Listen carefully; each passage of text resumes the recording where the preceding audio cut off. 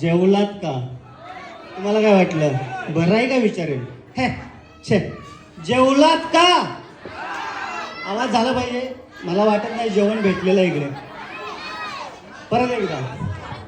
अरे कसं काय मंडळी, जेवलात का?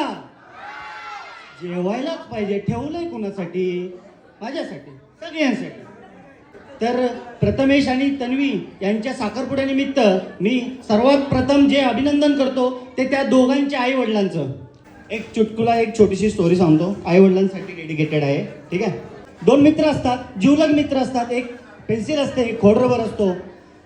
एक दिवस चालता चालता पेन्सिल खोडरबरला बोलते, सॉरी सॉरी मित्रा बरं का. तो बोलतो, आईला ह्याला काय झालं आज? म्हणजे एवढे आपण जवळचे मित्र खास आणि तू सॉरी बोलतोय, मला तर काय पटत नाही. तो बोलतो, काय झालं, का सॉरी बोलतोय? तो बोलतो, अरे यार मी एवढ्या चुका करतो, मी माझ्या आयुष्यामध्ये एवढ्या चुका करतो आणि त्या चुकांना खोडण्याचं म्हणजे त्या चुकांना पुसण्याचं काम कोण करतं? तू करतोस. तर मित्रांनो, आपल्या सुद्धा आयुष्यामध्ये आपले आई वडील आपल्यासाठी खोडरबर सारखे आहेत.